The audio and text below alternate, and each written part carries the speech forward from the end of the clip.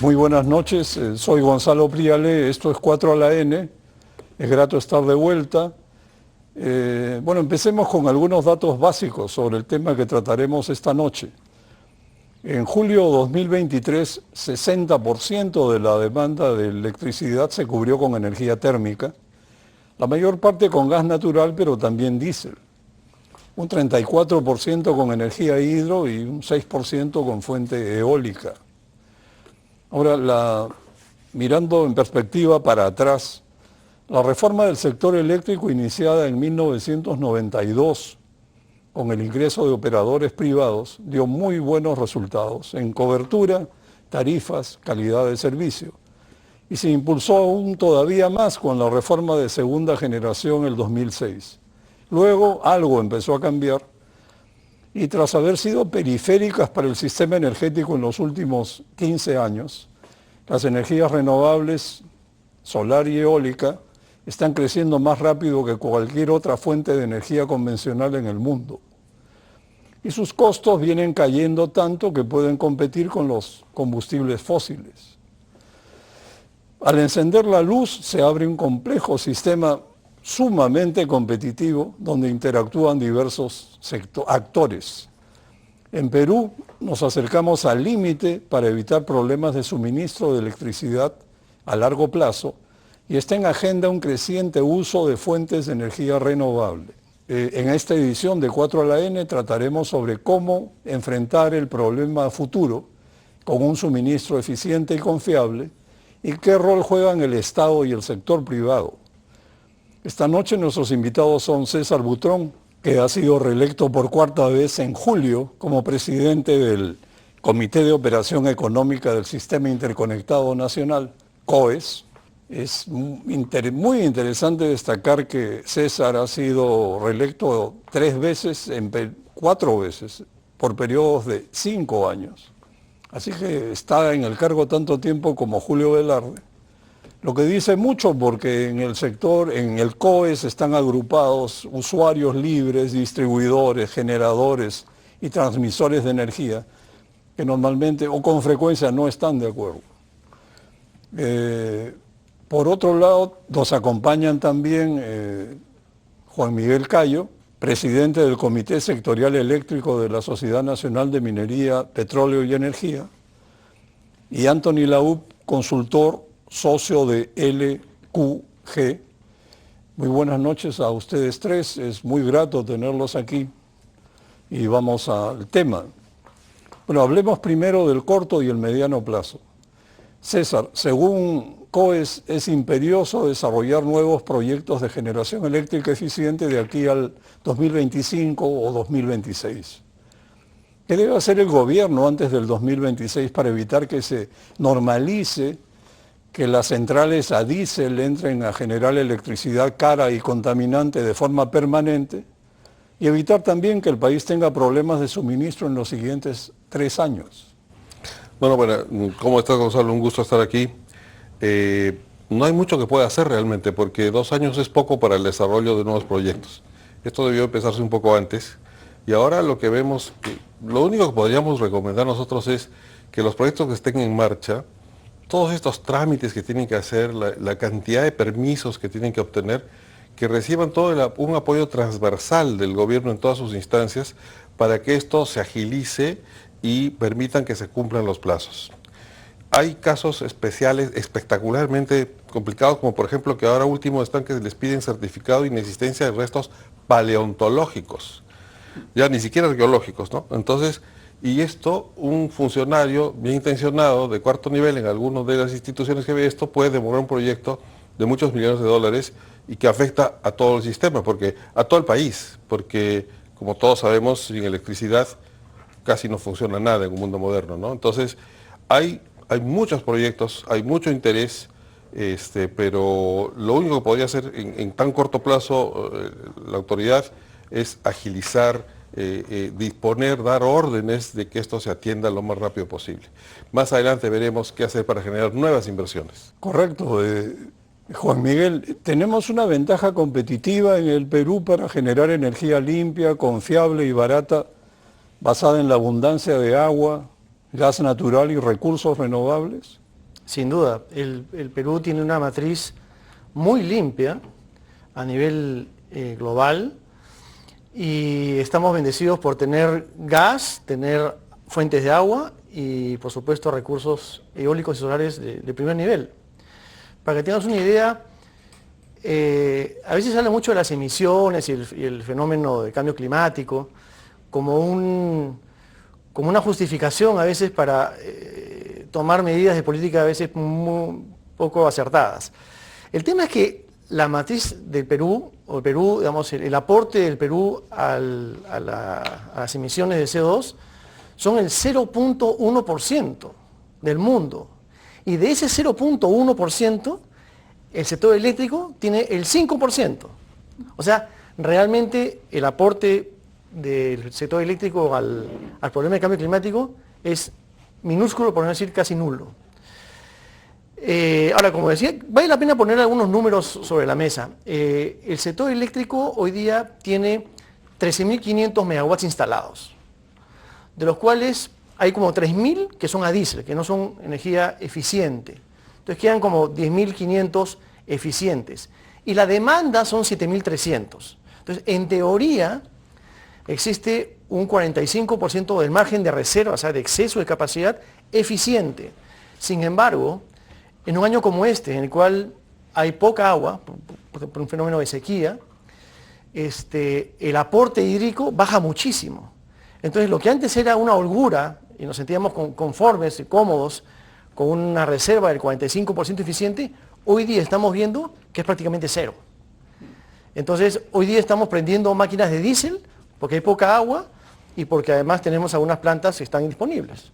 Eso nos ha puesto de manifiesto lo frágil y estresado que está hoy día el sector eléctrico. Anthony, a partir del 2026, y aún contando con agua, y con las hidroeléctricas produciendo a plena capacidad, parece que no alcanzaría para atender toda la demanda. En los últimos años se tendría que haber incrementado la capacidad, pero no se hizo. ¿Qué pasó? ¿Hay un problema estructural con la energía hidro o se pueden lograr acuerdos de PPA, de compraventa de energía, para financiar nuevas inversiones o esto se ha vuelto difícil? A ver, esto es una conversación que además la hemos tenido con todos los que estamos en la mesa, no es un secreto que nos conocemos entre todos y hemos trabajado juntos en algún momento dado. Cuando arrancaron todas estas innovaciones normativas y regulatorias que vimos en los años 90, se comenzaron a enviar señales de mercado que eran completamente adecuadas. Entonces, en función de la señal de mercado que se enviaba, acompañaba un poco el desarrollo de nueva inversión. A partir voy a decir, pasado el 2006, 2007, estas señales de mercado fueron intervenidas artificialmente por el gobierno, cuando no el gobierno interviniendo artificialmente señales. Entonces, la señal de mercado que en el momento salía automáticamente era tratada de alguna manera ser aplanada por el gobierno con intervenciones artificiosas en el mercado. Entonces, esa señal que antes teníamos, que era necesario ejecutar una nueva inversión, desaparece de pronto, ¿no? Hoy día lo que estamos viviendo es exactamente lo que tanto César como Juan Miguel han mencionado, es decir, tenemos un problema estructural, no es estructural, tenemos un problema coyuntural que no llueve y cada cierto tiempo nosotros sabemos perfectamente que hay una sequía. Y hoy día lo que te está diciendo el mercado es que la energía está costando 150, 200 dólares dependiendo del día, te sale una señal de 150, 200, cuando regularmente tendría que estar entre los 25 y los 30 dólares. Ahí hay claramente una señal, y esa señal te está diciendo, yo mercado estoy dispuesto a pagar 150, 200 dólares megavatio hora. Y esa es una señal clave que necesita, por ejemplo, una hidroeléctrica. Para que una hidroeléctrica pueda desarrollarse, tiene que tener esa señal de mercado y decir, ok, ¿cuánto tiempo va a durar esa señal de mercado para ver si efectivamente sea sostenible? Entonces, empatando con lo que tú decías, si el 2026... esta energía eficiente de la que hablaba César y de la que hablaba Juan Miguel ya se consume porque ya la demanda natural ya calza con esto y lo que vamos a utilizar luego es puro diésel, te está mandando una señal clave donde te dice necesito agua y necesito gas natural. Tú mencionabas al comienzo el tema de las renovables y alguna vez lo hemos comentado también en off y es las renovables son un complemento. No son una solución a largo plazo, sobre todo para un país como el nuestro, donde tenemos exceso de agua y exceso de gas natural. Entonces, dicho eso, la pregunta es, ¿qué hacemos? Ya tenemos el problema encima. ¿Cómo le damos solución? Y César ha mencionado algo que me ha parecido brillante, que es, efectivamente, agilicemos permisos. No puede ser que para una central hidroeléctrica un estudio de impacto ambiental, solamente un estudio de impacto ambiental, tome más de 2 años, entre que es elaborado y entre que es aprobado, ¿no? Ya no estamos hablando de los certificados de inexistencia de restos arqueológicos, que ahora también viene el paleontológico, y entre que se comunica una entidad con la otra entidad, perdemos más o menos en permisos entre 3 y 4 años, solamente en permisos. Entonces la pregunta es, ¿quién va a venir a hacer permisos? Nadie. Y ese es un tema que creo que sí hay que atacar de raíz. Sí, bueno, vamos a tener tiempo para verlo en más detalle. César, cuando se reduce el caudal de agua, el déficit se cubre con otras energías, por ejemplo, diésel, y a las empresas generadoras les corresponde asumir el mayor costo sin poder trasladarlo al precio que paga el usuario del mercado regulado, incluidas las familias. O sea, básicamente, pensando en las familias, ¿hasta qué punto es esto a prueba de balas? Bueno, ese esquema está totalmente a prueba de balas mientras esté vigentes los contratos entre distribuidoras y generadoras para el mercado regulado, que son los domésticos. Esos contratos son a precio fijo, reajustable por índice de inflación y esas cosas, ¿no? Pero estructuralmente el precio es fijo. Entonces, mientras ese contrato esté vigente, la generadora tiene que cumplirlo y tiene que asumir toda la diferencia de costo. No se ha visto hasta ahora generadoras que resuelvan contratos con distribuidoras en plena ejecución por este sobrecosto. Ha habido generadoras que ya no han renovado contratos con distribuidoras o clientes libres. A su vencimiento. A su vencimiento, pero así que hayan roto un contrato con clientes libres tal vez sí, buscando por ahí algún pretexto, algo así, lo han hecho, pero ninguno, y yo no creo que se vayan a atrever a hacerlo con el mercado regulado, ¿no? Entonces yo diría que sí, esa parte, mientras dure la vigencia, que tampoco es infinita, esa parte sí está a prueba de balas. O sea, la gente, las personas, digamos, pueden estar tranquilas entonces. La gente tiene que estar tranquila, el regulado. Lo que puede ocurrir es que cuando se renueve esos contratos los precios suban un poco, por la perspectiva de que se vienen tiempos de ¿Lo vencen en conjunto o van venciendo? Van venciendo según se fueron negociando. Según cada uno. Así es. Ah, correcto. Si me permites una cosa adicional, la regulación peruana por diseño aisló al mercado regulado de los vaivenes y la volatilidad del mercado spot o de corto plazo.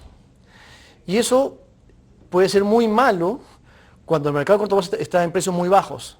Pues el regulado dice, oye, los grandes empresarios están pagando precios muy bajos porque el mercado libre sí sigue de manera más cercana al mercado mayorista. Pero el mercado regulado no, pues está, digamos, atado a contratos de largo plazo. Entonces, repito, cuando el precio de spot o mercado mayorista está bajo, esto es malo para el regulado que se quede arriba. Pero en condiciones como la de hoy día, en que el mercado de corto plazo se va a $200, el mercado regulado no ve esa volatilidad.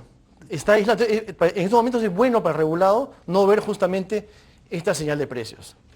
Y ese es un tema importante, Gonzalo, porque muchas veces escuchamos a estos vendedores del cebo Culebra salir a decir que las tarifas en las casas van a subir de precio. Y eso no es verdad. Entonces hay que saber identificar lo que es una regulación que está destinada justamente a mantener precios con un nivel de estabilidad a largo plazo justamente para los usuarios finales, y otro lo que es el mercado instantáneo, que son dos cuestiones absolutamente distintas. El mercado instantáneo o el mercado spot o mayorista, como decía Juan Miguel, son mercados que pueden asimilar este tipo de volatilidades de mejor manera, están mejor preparados que una ama de casa, obviamente. Entonces, saquemos ese argumento de la discusión. ¿Para qué? Para que no manchemos una discusión que tiene que ser técnico-económica con una discusión que eventualmente se puede convertir en política. Y ya sabemos que cuando las discusiones se convierten en políticas, cualquier cosa puede salir. Es peligrosísimo. Sobre todo en un contexto tan populista como el que está enfrentando el país, ¿no? Bueno, una pregunta, Juan Miguel, que me provoca curiosidad. Según Ocinermin, durante el 2023 a agosto, las tarifas eléctricas se han reducido 12% en relación a diciembre del 2022. Ahora, estas cifras sorprenden porque, no sé, en mayo del año pasado, las tarifas eléctricas en el Perú eran una de las más altas de la región. ¿Qué ha pasado? Yo creo que ahí tiene mucho que influir el tipo de cambio. El tipo de cambio, digamos, eso se ha fortalecido gracias justamente a Julio Velarde y el Banco Central, y las tarifas están de alguna manera indexadas al tipo de cambio. Entonces, eso probablemente explica buena parte de esa reducción. Pero déjame regresar a un punto que tocó Anthony, que para mí es absolutamente central, y es la señal de precios. Lo que estamos viviendo hoy día, y ya se anunciaba de hace tiempo. O sea, esto no es sorpresa, es crónica de una crisis anunciada. La señal de precios se perdió hace mucho tiempo. En los últimos, digamos, 6 años, hasta el año 22, la señal de precios estuvo ausente. El precio de la energía era absurdamente bajo. Y eso llevó a que hubiera una sequía absoluta de inversiones espontáneas. Hubo algunas inversiones solamente por muletas otorgadas por el Estado. La única inversión espontánea que yo recuerdo es Punta Lomitas. Después ha sido cero. Entonces, cuando no hay señal de precios y no hay inversiones, lo que estás digamos, cultivando es una crisis a futuro. Y es lo que estamos viendo hoy día. Y el riesgo fundamental, y el riesgo más grande que yo le veo, es que de nuevo las autoridades se asusten con la señal de precios y vuelvan a intervenirla. Con lo cual no se va a permitir que la señal de precios funcione como es esperable y que estos precios altos que se ven generen interés por invertir, sino que de alguna manera se achate. Tú dices, vuelvan a intervenir. Exactamente. ¿La han intervenido anteriormente? Sí, claro, desde el año 2008, como decía Anthony. Mira, es más grosero Perdón, aún. para lograr entender, como yo soy ajeno a la materia, hay algo que me golpea el cerebro, es el precio del gas está desacoplado del precio internacional del gas, ¿no? Correcto. Entonces, ¿cómo se habla de formación de precio cuando la base está desacoplada? Pero no confundamos. El gas natural no es un commodity. ¿Ok? El gas natural tiene precios regionales y tiene precios locales. No es petróleo. No es petróleo que tiene una cotización internacional y todo lo demás. Es decir, estamos yendo en un proceso de formación. El gas natural es un insumo más para producir energía eléctrica. En el Perú, como decía Juan Miguel como decía César, tenemos abundante cantidad de agua, abundante gas, tenemos otros recursos, como ha dicho solar y eólico, tenemos geotermia, de la cual nadie habla, y tenemos una muy buena porción de geotermia. Entonces, con lo que tenemos hoy día deberíamos de bandearnos tranquilamente. La señal de precios a la que se refiere Juan Miguel es cuando artificialmente eliminamos, por ejemplo, cualquier incremento que pueda ocurrir por cualquier razón, que está metido dentro de la fórmula de cálculo o dentro de lo que son las señales de mercado propiamente dichas. Cuando en el año 93 arrancamos con todo este proceso de reforma del sector eléctrico, recordemos que el 48% de la población era la única que estaba conectada, es decir, teníamos 52% del país que no estaba conectado a la red eléctrica. Y en el año 2004 ya teníamos, ¿cuánto? 80% de la población conectada. ¿Qué pasó? Simplemente dejamos que las señales de mercado funcionaran. Vino inversión de riesgo, vino inversión privada, incorporamos nueva generación. Pero a partir del 2004 en adelante comenzamos a tomar malas decisiones políticas y malas decisiones regulatorias, que nos han llevado justamente a esquemas en los que si no hay un subsidio de por medio, pues no hay inversión privada. Y eso es lo que tenemos que romper, que venga la inversión de riesgo por voluntad propia, porque el mercado es lo suficientemente atractivo para que venga ese tipo de inversión, ¿no? Pero ahí quisiera agregar que sí, por favor. Un elemento fundamental en la señal de precio ha sido la presencia del gas natural de Camisea, que tiene precios muy bajos comparados con lo que era el mercado internacional. Entonces, en esos tiempos, con esos precios, no había otra tecnología que pudiera competir en el Perú. Las renovables eran demasiado caras, la hidroeléctrica salía demasiado cara.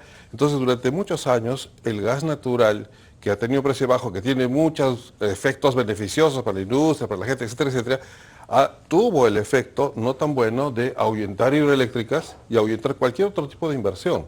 Y el Perú se desarrolló casi solamente en base a gas natural y solamente ubicado en el centro del país. Y en el norte y en el sur no hubo nueva generación. Entonces, sí hay que reconocer que ahí hay un elemento que es, digamos, inherente a la existencia del gas de Camisea y a la organización de la matriz energética del Perú. ¿Tú dirías que eso lo disfrutamos mientras se pudo y la dinámica se agotó? Bueno, sí, o sea, efectivamente por diversas razones no hay más proyectos de base de gas natural.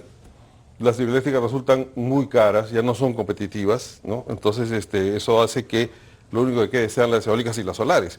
La geotermia por ahora todavía es un poco cara y toma su tiempo desarrollar. Entonces, solitas las condiciones de mercado han ido dirigiendo a la situación que estamos ahora también, ¿no? O sea, aparte de las intervenciones, etcétera, etcétera. Pero sí, pues se agotó ese modelo, a menos que se desarrollara, que es imposible porque hay tanta incertidumbre alrededor del negocio del gas natural. Bueno, vamos a una pausa y regresamos. Estamos de vuelta. Veamos otro efecto, aunque ya se avanzó con comentarios al respecto. En este momento el mercado peruano de generación eléctrica está quemando diésel y el costo marginal este año subió de más o menos $30, como mencionaste, a 150 o más. Nivel no visto desde el 2008, entiendo. Y se ha conformado un mercado inverso al que prevaleció en años anteriores cuando se renegociaban contratos de suministro a largo plazo para quedar libres de acudir al mercado spot a precios bastante inferiores. Un poco de oportunismo, ¿no? ¿Qué rol le compete asumir al Estado en este tipo de coyunturas? ¿Y pone esto en riesgo el respeto a los contratos de suministro? ¿Quién toma las pérdidas, si es que las hubiera? Complicada la pregunta. ¿Qué puede hacer el Estado en este momento? Creo que lo principal es no intervenir creativamente, ¿no? Bueno, yo creo que a diferencia de Anthony, yo pienso que hay determinadas circunstancias en el sistema coyunturales en las cuales, como hemos visto en Europa, ¿no? Con la guerra de Rusia y Ucrania, hay que intervenir para evitar precios y ganancias excesivas que son coyunturales. Pero si el tema ya es estructural, entonces hay que dejar que el precio sea la guía del mercado. Entonces, bien difícil. Yo solamente recomendaría intervenir para solucionar temas coyunturales, pero en temas estructurales tiene que dejar que el mercado funcione y, lo que dije al inicio, eliminar, reducir, simplificar todas las trabas para desarrollar inversiones, porque interés en invertir hay un montón. En el COES hay más de 20.000 megavatios de proyectos presentados de generación y entonces no falta interés, no falta recurso, no falta fuentes de financiamiento, entonces hay que ver qué es lo que falta. Sería interesante saberlo. Fíjate, el precio de la energía no ha subido de 30 a 140, ha subido de 8 a 140. Bueno, Cuando estaba en 8, se vio un fenómeno de migración masiva de los clientes que eran regulados para ser libres y aprovechar esos precios bajos. Aún pagando una multa o lo que sea. Así, no te sorprenda que ahora veamos el camino contrario, que los libres pugnen por regresar a ser regulados. Eso se ve en Chile hace unos años. Y lo otro importante mencionar es que, claro, cuando el precio era muy bajo, este era un mercado de compradores. El comprador imponía condiciones.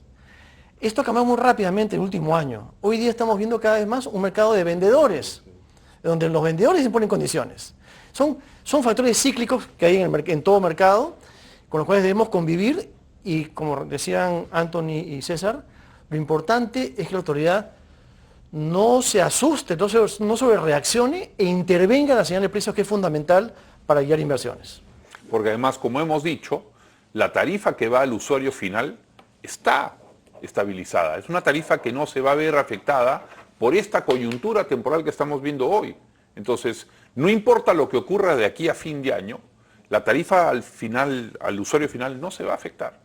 Entonces, aquí quien está soportando un poco todo este vaivén son los propios generadores y los grandes consumidores, que, como dije al comienzo, tienen las capacidades para modular este tipo de cosas o para hacerle frente de mejor manera que nosotros en nuestra casa. Entonces, al Ministerio de Energía y Minas, a los Sinalmin, decirle: tranquilos, no se metan, dejen que la señal comience a mantenerse un rato para que comencemos a ver cómo es la reacción del inversionista. Un poco lo que decía César, no estamos viendo grandes inversiones en hidroeléctricas. Claro, porque si hemos aplanado artificialmente la señal de la hidroeléctrica y tenemos un montón de agua, lógicamente pues el inversionista dice: no voy a meterme en una hidroeléctrica que me toma 4 años de construir, más 3 de permisos, más 4 de permisos, 4 más o menos 8 años, cuando de repente a mitad del camino ocurre un problema regulatorio, el Estado mete la mano en el mercado y me malogra la inversión. Te prefiero ir a inversiones que son de ejecución más corta, como son las renovables, ¿no? Las renovables tienen un periodo de ejecución mucho más rápido, y entonces hay que hacer lo mismo, pues si es que a la renovable le estás dando un fast track en permisos, aplícaselo a todos.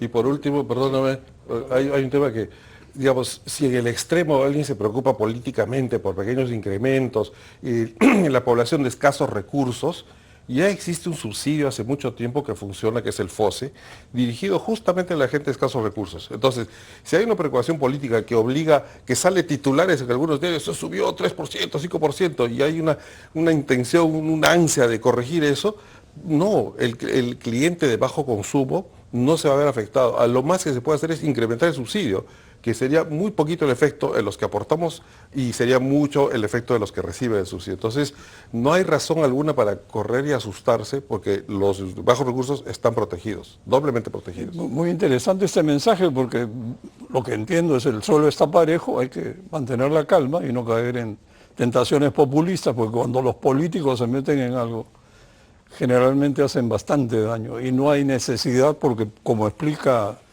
César, esto se maneja con contratos regulados que no van a sufrir impacto y con subsidios que ya existen. Ahora, yo quería empezar a hablar ahora de largo plazo, el formidable reto de la transición energética. El 2015, más de 70 países se comprometieron a reducir a cero al año 2050 las emisiones de carbono con efecto invernadero. César, ¿tú crees realista una meta así a 30 años para cambiar radicalmente una forma de hacer las cosas que tomó construir 100 o 200 años? Quiero retomar el argumento de Juan Miguel. Cuando se habla de cambio climático y todo esto, y transición energética, acá en el Perú al menos, en la mayor parte de sitios, lo que hacen es centrar todo eso en la generación de electricidad del sistema interconectado, ¿no?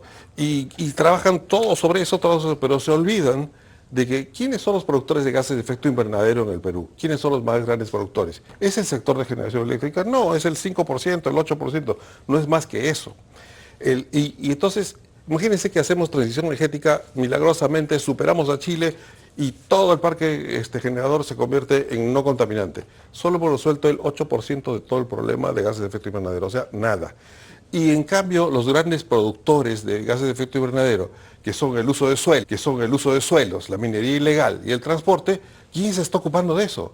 Nadie. Entonces, primero debemos empezar por establecer cuáles deberían ser las prioridades como país para realmente atacar eso, ¿no? Y si a eso sumamos que el Perú es el 0.1% de todo el mundo, entonces debemos establecer mejor otras prioridades. Ahora, por otro lado, la transición energética ya es una tendencia mundial, pero ya definida, en el caso del Perú, definida por el mercado. O sea, ya hidroeléctricas es muy caro, mucha oposición ambiental, social, política, mucho tiempo de desarrollo, 10 años por lo menos, ¿no es cierto? Entonces ya ningún inversionista privado va a desarrollar hidroeléctricas para demorarse 10 años en instalar una misma capacidad que con una solar la puede instalar en 2 años. Entonces, la geotérmica todavía tiene sus bemoles. Gas, no se sabe si habrá si se arma el negocio como para desarrollar más exploración y explotación de gas. Entonces solo quedan las eólicas y solares. Entonces lo que ve el avance del mercado y la necesidad de la demanda es lo que va a definir una meta realista, porque la otra opción es apagar todas las de gas que tenemos, ¿no? Y reemplazar por eólicas y solares. Esa opción no funciona todavía, porque ¿con qué compensamos como operador del sistema? ¿Con qué compensamos la variabilidad de la solar y de la eólica? Con gas y con hidroeléctrica. Entonces, si nos quedamos sin esa herramienta, es una herramienta técnica, el sistema se hace inviable. Baterías. Todavía son muy caras en esa magnitud. Bueno, un pequeño comentario, pero la verdad no veo cómo se puede lograr esa meta tan ambiciosa al 2050 así.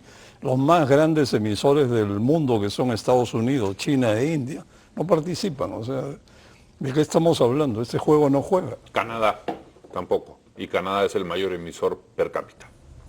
Bueno, Mira, hay muy pocos que pensando en el mediano plazo, yo sí creo que el Estado debe intervenir, pero de manera positiva. Por ejemplo, reduciendo permisología. Anthony decía que hay un fast track para las renovables. No existe un fast track. Yo estoy desarrollando un proyecto eólico y te demora 2 años, por lo menos, hacer una EIA para una eólica. Entonces, si realmente queremos acelerar el ritmo de inversiones, tenemos que ser más ágiles en cuanto a permisos. No implica bajar la valla ambiental de ninguna manera, pero ser mucho más ágiles. Como estábamos ahí fuera de cámaras, que hoy día sería imposible llevar a cabo Camisea, por la cantidad de permisos y entidades nuevas que no existían en el 2004, que hoy día opinan y que ponen trabas a todo lo que es permisos ambientales, sociales y otra índole. Entonces, la verdad, la maraña burocrática se ha vuelto tan pesada que es una mochila muy dura, muy pesada para los inversionistas que quieren entrar a invertir. Anthony, continuando con el tema, a ver, para abundar un poco, ¿crees que la transición energética en el caso peruano pasa obligatoriamente por reemplazar la energía fósil no renovable por fuentes de energía renovable intermitentes? Sería un O sea, pecado. en un país como el nuestro, Sería un permíteme pecado. terminar, con tanto potencial hidro, Sería un pecado. ¿por qué no se habla más de energía hidroeléctrica que también es renovable? Es por los 10 años que mencionas, César. Honestamente, Tienen que ser 10 años, suena brutal, ¿no? Es brutal, así de brutal es. Es que hay demasiada oposición social y ambiental, no solamente por el reservorio que inunda, sino por el uso del agua, porque la población de donde sale el agua inicialmente, este es mi agua, y te vas a beneficiar ustedes y no conmigo, y lo detienen. Ejemplo, así a todas luces, el proyecto Majesiguas. La población de la zona donde salía el agua para derivar. El conflicto Moquegua-Arequipa. Sí, no, Cusco-Arequipa. Cusco-Arequipa. Sicuani, específicamente no quería decir el nombre. Se opusieron durante muchos años y lograron paralizar el proyecto 3 años. Entonces, por eso es tan difícil desarrollar. Además ahora que ya cumplió hidroeléctricos. 13 años. Sí. pero mira, te voy a dar Ibas datos. a comentar. Yo te voy a dar varios datos. A nivel mundial, 80% de toda la energía que consume el mundo son combustibles fósiles, los llamados combustibles fósiles. Entonces, pensar que a nivel mundial vamos a llegar al 2050 sin combustibles fósiles es una mentira enorme, imposible, es un imposible fáctico. Vamos ahora al caso peruano. El caso peruano tenemos agua, tenemos gas natural, tenemos recursos eólicos y solares de primer nivel. Perfecto. Si tenemos un compósito correctamente armado y comenzamos a crecer en función de agua, gas natural complementado con las renovables, de nuevo, la renovable es un complemento, no es la solución, vamos a mantener una tarifa lo suficientemente competitiva que a largo plazo, cuando tengamos que hacer estos cálculos o estos contratos con las distribuidoras, al final todos nos vamos a beneficiar. Si queremos que el país mejore, lo que necesitamos es abundante energía, confiable y barata.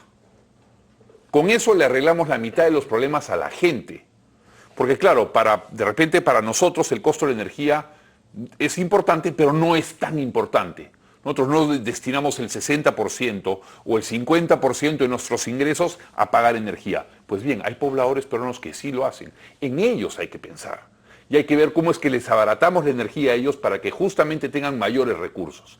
Si el país tiene esa posibilidad y en adición podemos generar saldos que podamos exportar, ¿por qué no ir por esa ruta? Esto lo venimos conversando hace 25 o 30 años atrás y no hemos hecho absolutamente nada en ese sentido. Entonces, aprovechemos los recursos que tenemos, los que tenemos hoy.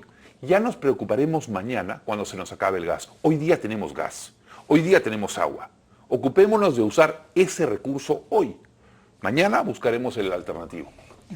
¿Qué pudieras comentar a esto, Juan Miguel? Mira, yo creo que se habla mucho de transición energética y las renovables. El problema, como tú sabes, es que las renovables no son 24/7, ¿no? Son intermitentes, las solares no están de noche, que es cuando más se requiere, pues la hora pico, la demanda pico está en la noche, en general. Entonces, para que exista una transición energética sana, se requiere un complemento a esta energía intermitente. Y esas son fundamentalmente las térmicas a gas y las hidráulicas, que son las que dan el backup, ¿no es cierto?, el respaldo cuando no sopla el viento o es de noche. Entonces, a veces, cuando escucho, oye, el problema del sur se resuelve poniendo más solares en el sur. ¿Y qué haces de noche? ¿Qué hacemos de noche? O sea, es bien reduccionista o bien simplista esa visión. Creo que la transición, para que sea sana, tiene que generar un desarrollo armónico de las fuentes renovables no gestionables, por decirlo de una manera, y el backup de el respaldo que dan las convencionales, básicamente térmicas y hidráulicas. Y solo para darte un dato complementario a lo que dice Juan Miguel. Estoy viendo data del año pasado comparado con la data de este año respecto de la producción eólica, solamente sacando las unidades de generación eólica en el Perú. Febrero del 2022 versus febrero del 2023, 38% por debajo. Marzo, 41% por debajo. Abril, 34% por debajo. Mayo, 15% por debajo. Junio, 17% por debajo. Eso quiere decir que con la misma capacidad instalada, por alguna extraña razón, este año las eólicas han producido menos. Sí, claro, cambió algo en el clima, sopló menos el viento y esta tecnología baja. Entonces, pretender que esta tecnología vaya a ser la que nos dé la tranquilidad de contar con energía de manera sostenida no es factible. Pero si lo hacemos como dice Juan Miguel, cobra mucho sentido, porque aprovechamos cuando estas tecnologías sí pueden producir, abaratamos costos en ese momento y en el momento en que desaparecen, pues ahí hace el ingreso la hidráulica y el gas natural que pueden servir como backup. César, una pregunta que viene al caso de lo que acaban de comentar. Parece pues que el quid del asunto es la intermitencia de las renovables. ¿Y cuáles son los principales retos regulatorios que habría que enfrentar para impulsarlas? Me has dado la yema el gusto. Eso es lo Sí, que yo vengo adelante. persiguiendo hace años y hasta me he peleado en el Congreso con el Ministerio de los INERMIN, porque la solución son lo que se llama servicios complementarios. Servicios complementarios en cualquier sistema eléctrico son aquellos otros medios que permiten dar esa regulación, esa compensación que se necesita. Y en el Perú eso está muy limitado, ¿no? La norma dice que solo lo tienen que dar los generadores y lo tienen que dar gratis y todo sin excepción. Nosotros venimos proponiendo hace tiempo que se debe desarrollar un mercado de servicios complementarios para que, ¿qué es lo esencial en esto? ¿Cuánto cuesta? ¿Qué ¿Quién lo son debe los dar? servicios complementarios? ¿Qué son? Sí. Como te digo, son los medios que tiene cualquier máquina eléctrica para utilizarse para compensar, Para ser flexible. en el fondo. para ser flexible, para compensar estas variabilidades de las renovables. Entonces, son una reserva que se deja en las máquinas térmicas, una reserva que se deja en las máquinas hidroeléctricas, son compensaciones reactivas, son una serie de mecanismos técnicos que existen, pero que tienen un costo, ¿no? Y entonces lo que se tiene que hacer es que eso, en lugar de que sea como es actualmente, gratis, prestado por los generadores, que se cree un mercado para que el costo, el precio sea transparente, fijado por competencia, y que haya gente que se interese en hacer nuevas inversiones, como por ejemplo las famosas baterías. Actualmente, si alguien quiere venir a hacer un negocio de baterías para prestar servicios complementarios, la regulación peruana no lo deja. Pero si creamos un mercado para que alguien pueda ofertar eso y cualquier otro servicio y otras cosas más, van a venir inversiones para hacer esos controles. De hecho, en otros países lo hacen, que no quede la idea de que es un problema técnico insoluble.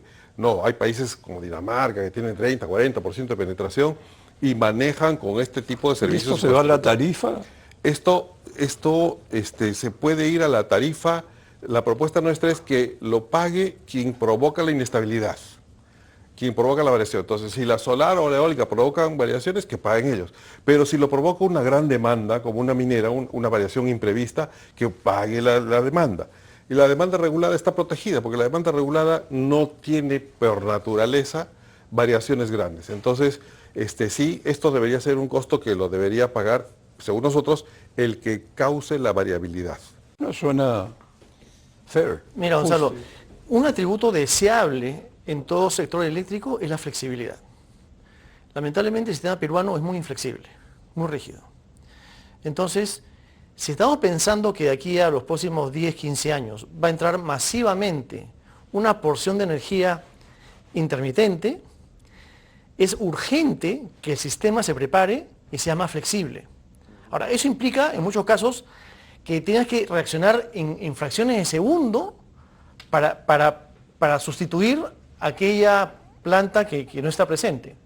Y eso implica hacer inversiones, y eso implica, de alguna manera, vender un servicio de flexibilidad, que en otros mercados tiene un precio marcado. Y se queda un mercado por el cual algunos generadores ya dejan de operar o dejan de vender energía en contratos, sino que se dedican a dar ese tipo de servicios que son buenos para el sistema.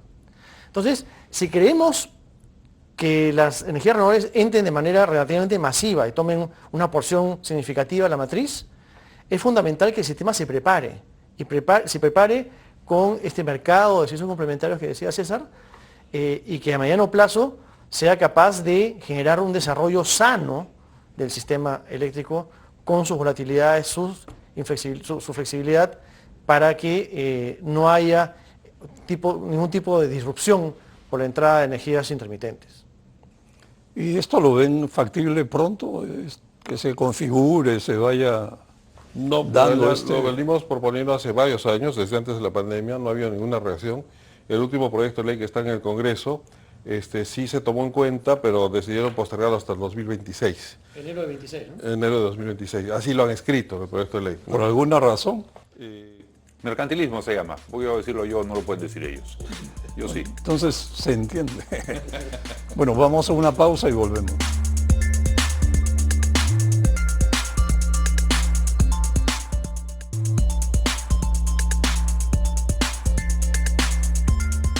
Anthony, en toda esta situación de lo difícil que es cubrir la generación de energía intermitente con otras fuentes y la inacción del gobierno para tomar cartas en el asunto, ¿qué papel juega Ocinermin? A ver, yo soy crítico de Ocinermin, tengo muchos amigos ahí, pero eso no me inhibe de opinar lo que siempre he dicho, ¿no? Y yo creo que el gran culpable, uno de los grandes responsables de que el sector eléctrico tenga estos problemas que hoy día enfrentamos es Ocinermin.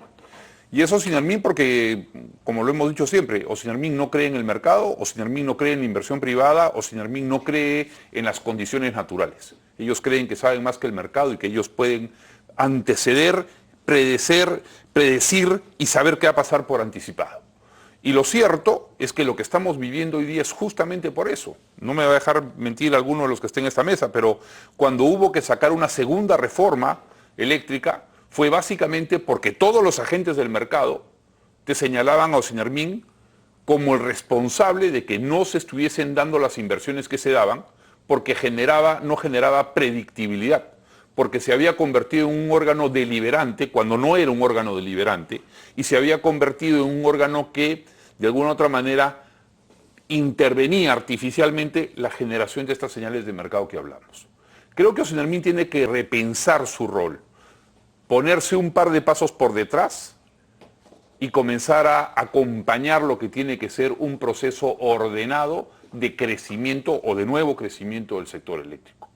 Pero lamentablemente es difícil que ellos asuman ese rol. Ellos quieren tener un rol preponderante. Es más, es como si es que estuviesen su chip metido en la cabeza que su única función es bajar tarifas y bajar tarifas. Lo que no entienden es que la tarifa baja porque naturalmente hay mejores oferentes que te permiten bajar el producto. Bueno, posiblemente hay un problema cultural detrás. No, sin duda. Porque ideológico no creo, pero... Es gente, ojo, es gente muy inteligente, pero de nuevo, no son más inteligentes que el mercado.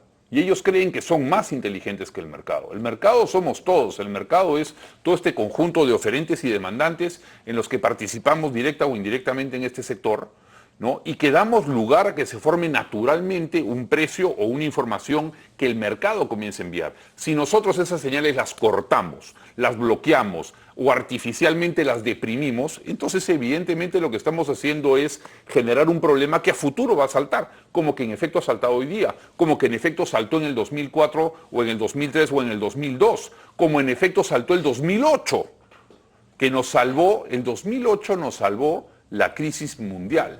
Yo no sé si ustedes se acuerdan, y César, corrígeme, veníamos creciendo a ritmos de 6-7%, y en un momento dado dijimos, el 2008-2009, la demanda va a superar a la oferta eléctrica, y vamos a tener un problema serísimo. Vino la crisis, el Perú creció a 1%, se aguantó el crecimiento ese año, y fue fantástico para el sector eléctrico porque fue justamente el año de descalce que teníamos con el ingreso de nueva generación. Pero si no hubiese ocurrido esa desgracia mundial, el 2009 nosotros hubiésemos tenido un problema serio como país. Mira, pongámoslo de esta manera, un país como el Perú que tiene abundantes recursos hidráulicos, gasíferos, ahora renovables, uno se pregunta por qué se presentan crisis cíclicas, ya sea de contratos, de falta de inversiones, de precios. La razón no son la falta de recursos, la razón es regulatoria, es clarísimo. Y Juan Miguel, cambiando ligeramente el tema, la experiencia internacional, países que han tenido éxito con esta transformación energética, no sé, Alemania, el caso de Chile, por ejemplo, que está cerca, ¿cómo les ha ido? Mira, Europa tiene sus bemoles, no diría que es una experiencia demasiado exitosa, han tenido problemas también de sobreoferta muy grande. En un momento en España estaban pagando para que se retiren renovables, pues se les pasó la mano. Tenían subsidios infinitos. O sea, de nuevo, temas regulatorios y temas de señal de precios mal entendida. Lo difícil en esto es que no existe regulación eléctrica perfecta. Si lo hubiera, todo el mundo la tendría. Entonces, cada uno está buscando su equilibrio, la mejor manera de hacer las cosas, pero hay algunos principios que son generales que hay que cumplir, ¿no es cierto? La señal de precios, la estabilidad de normas de las reglas de juego, la predictibilidad, la estabilidad política como un elemento central. Comentábamos fuera de cámaras que en los últimos 3 años hemos tenido 11 ministros de Energía y Minas. Entonces, con esa rotación es casi imposible hacer política a largo plazo, ¿no es cierto? Política de Estado. Y uno empieza a conocer al interlocutor y se lo cambian. Entonces, temas centrales de principios y de sentido común casi son fundamentales para lograr una transición energética razonable, sana y en beneficio finalmente del usuario, ¿cierto? Pues más allá de los problemas que hemos mencionado ahora, el hecho de que hayan crisis periódicas, ya sea de precios, de contratos o de racionamiento, finalmente a quien afecta es el usuario de a pie. Y creo que la autoridad debería pensar en eso antes de jugar a ser Dios, ¿no?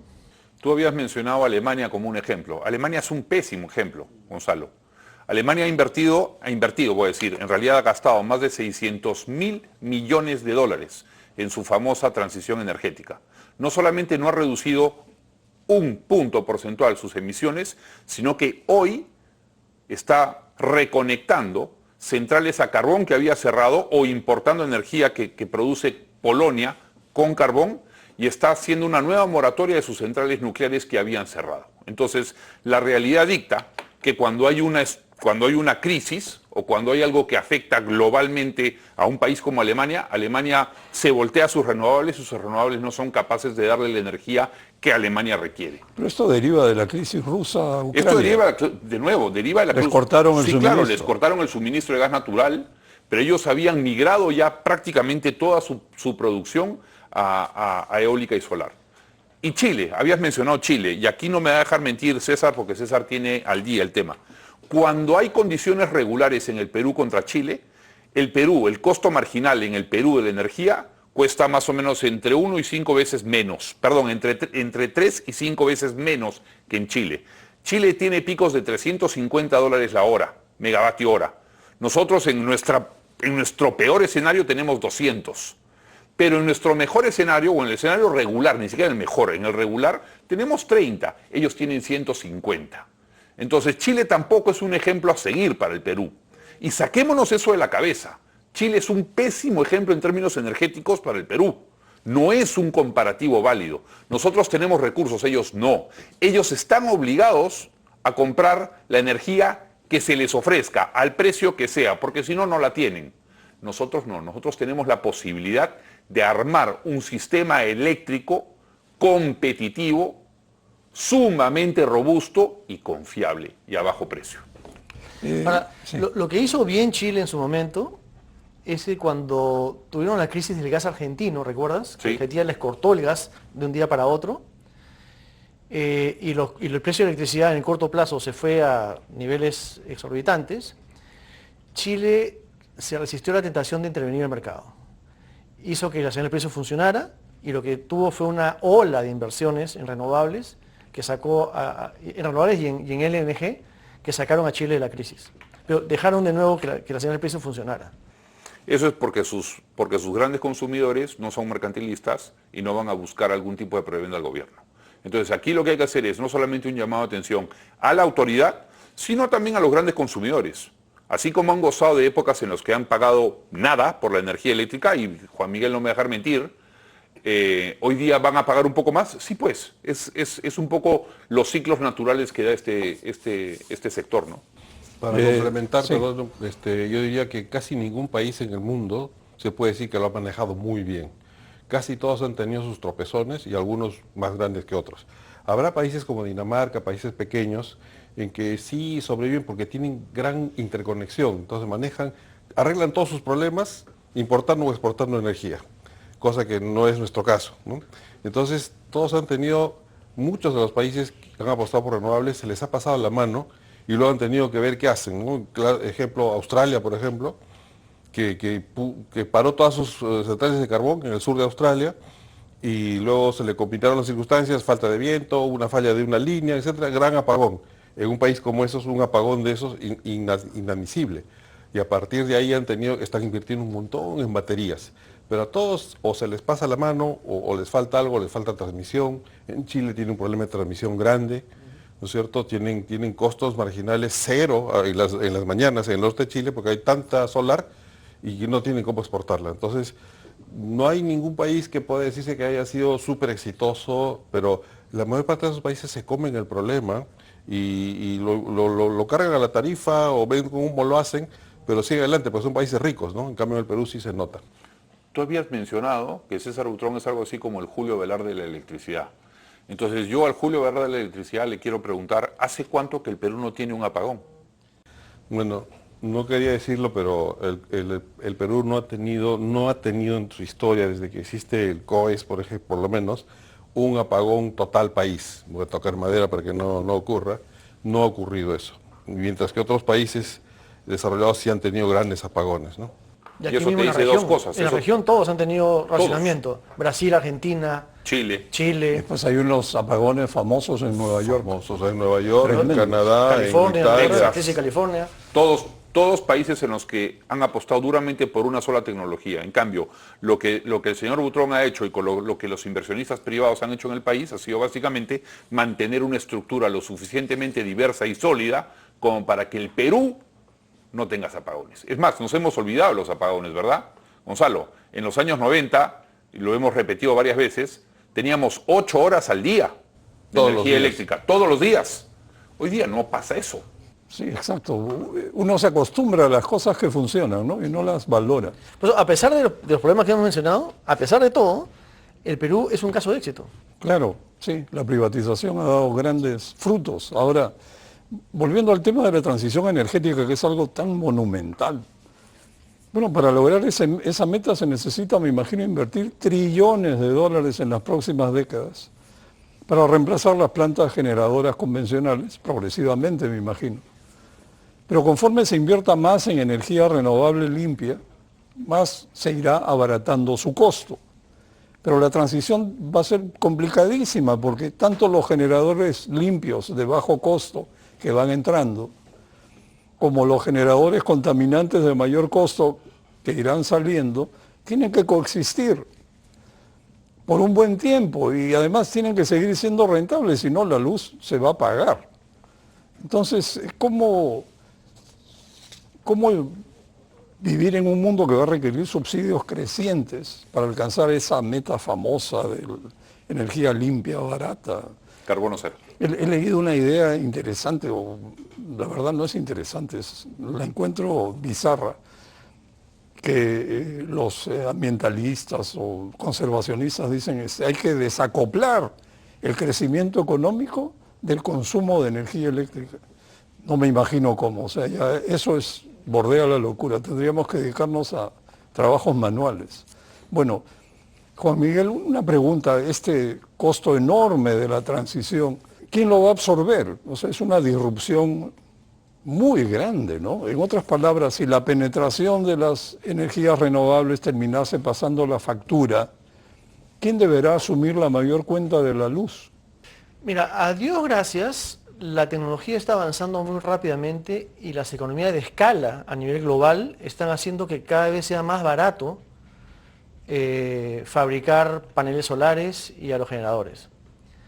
Entonces, lo que se avisora a mediano plazo es que el costo de desarrollo del sistema, que antes lo marcaba una planta a gas o una hidro en los años 90, hoy día lo marca un panel solar o un aerogenerador a costos cada vez más bajos. Entonces, si bien la transición energética implica un esfuerzo importante de inversión, yo diría que el costo unitario de esa tecnología va a la baja.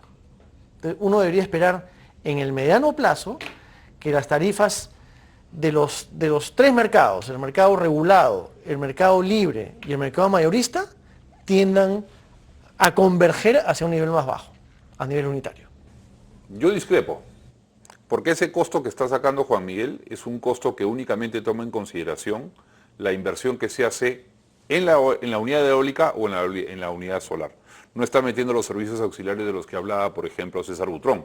Tampoco considera justamente el backup necesario que tiene que haber con una hidroeléctrica o con una unidad térmica, que es el respaldo natural. Entonces, cuando hagamos ese comparativo, a mí sí me gustaría que sea un comparativo sistema, no un comparativo unitario. Porque cuando uno hace el comparativo sistema, no termina siendo más barato la eólica ni la solar que cualquiera de las otras tecnologías. Si lo hace uno comparando unidad contra unidad, a lo mejor sí. Pero si es que es sistema, no es tan así. Yo sí discrepo. Es más, tanto discrepo que el otro día estaba leyendo lo que le costaría a Estados Unidos hacer una transición energética a llegar al 2050 a carbono cero. 300 trillones de dólares. Estados Unidos, 300 trillones de dólares. O sea, varias veces su Producto Bruto. Es tremendo. César, para concluir el programa, unas palabras de cierre y una pregunta. ¿Tú crees que las energías renovables pueden llegar a ser el plato principal o más bien podrían servir de complemento? Yo creo que van a intentar llegar a ser el plato principal, no van a poder por temas técnicos y por temas económicos, y también por esa variabilidad inherente, que no solo es la variabilidad del día, del momento, sino también de temporadas y de años, como acaba de decir Anthony. En Europa muchas veces baja el viento durante toda una temporada y se las ve negras, y a ver con qué reemplazan, ¿no es cierto? Entonces, yo no creo que lleguen a ser el 100%, y por eso es que se está viendo en el mundo, ¿no?, en general, un renacimiento de la energía nuclear, por ejemplo, ¿no es cierto? Está la energía nuclear, por ejemplo, ¿no es cierto? Están empezando a hablar de los pequeños reactores modulares, intrínsecamente seguros, ya vienen fabricados, se instalan, se conectan, ¿no? Entonces, yo creo que creo que es una utopía llegar al 100% viento-sol en un sistema eléctrico. Es una utopía, pero sí va a tender a llegar por ahí. Y de lo que dijo Juan Miguel, yo ahí tengo una precisión que hacer. Los precios, yo creo que ha llegado al límite de la baja de precios por economía de escala. Ya China produce en toda la economía de escala posible, inclusive hemos visto que ha habido incrementos de precios en el silicio, en todo eso, que por la demanda que ha habido después de la guerra, etcétera. Entonces, tiene sus baches y no creo que vaya a seguir bajando tanto más, ¿no? Y efectivamente el costo de los servicios complementarios es algo que tiene que tomarse en cuenta. Hay que incluirlo, sin duda. Bueno, muchísimas gracias a ustedes tres. Ha sido aleccionador escucharlos. Muy buenas noches.